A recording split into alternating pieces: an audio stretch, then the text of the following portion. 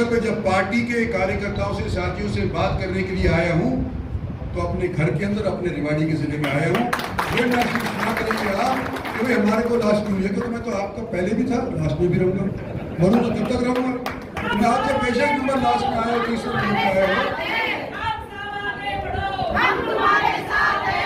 लोकसभा का पहला ऐसा क्षेत्र है कि जहां पर प्रधानमंत्री 2 बार 1 महीने के भीतर वाला व्यक्ति, क्या पहली बार जो रेवाड़ी से मुझे जिता करके भेजा था, जो बावल से मुझे जिता करके भेजा था, कि उस नफरी को पार कर पाएगा या नहीं कर पाएगा? और ये सवाल पूछ रहा हूं कि मुझे आज के दिन ये महसूस हुआ। मैं अभी गया था मेवात के अंदर, तो मेवात वाले, हालांकि हर इलेक्शन जो मैं लड़ा हूं, वहां से तीसरा इलेक्शन होगा ये, हर इलेक्शन जो मैं मेवात से लड़ा हूं तो मेरी वोटों के अंदर वृद्धि हुई है। लेकिन इस बार तो उन्होंने ऐसी अनोखी बात कह दी कि इस बार हम तेरे को जिता करके भेजेंगे, हरा के नहीं भेजेंगे, हम तेरे को जिता करके भेजेंगे। और जिताने में सबसे ज्यादा अव्वल हिस्सा किसका था? गुड़गांव का, क्योंकि सबसे ज्यादा वोट है। उसके बाद बादशाहपुर सबसे बड़ा हल्का बाजता है, और इसके बाद हम छोटे मोटे हल्के, रेवाड़ी का हो, कोसली का तो बड़ा है, तो बावल का हल्का, फुटादी का हल्का, ये छोटे सोना छोटे मोटे हल्के होते हैं। तो गुड़गांव ने जो मेवात की पिछली बार हार हुई थी, वो गुड़गांव जिले के 2 हल्कों ने, बादशाहपुर ने और गुड़गांव ने पूरी कर दी। और आप लोगों ने उसके ऊपर 4 चांद लगा करके मुझे 4.5 लाख वोटों से जिता करके लोकसभा के अंदर भेजा।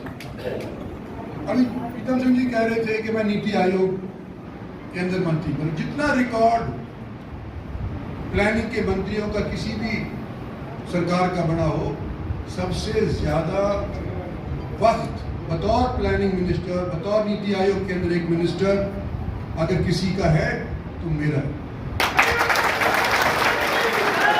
10 साल प्रधानमंत्री नरेंद्र भाई मोदी ने मुझे प्लानिंग मिनिस्टर रखा, नीति आयोग के अंदर रखा। और कुछ लोगों के अखबारबाजी से मुझे ये ज्ञात हुआ कि इंद्रजीत सिंह का कौन सा महकमा है, इसको पता ही नहीं।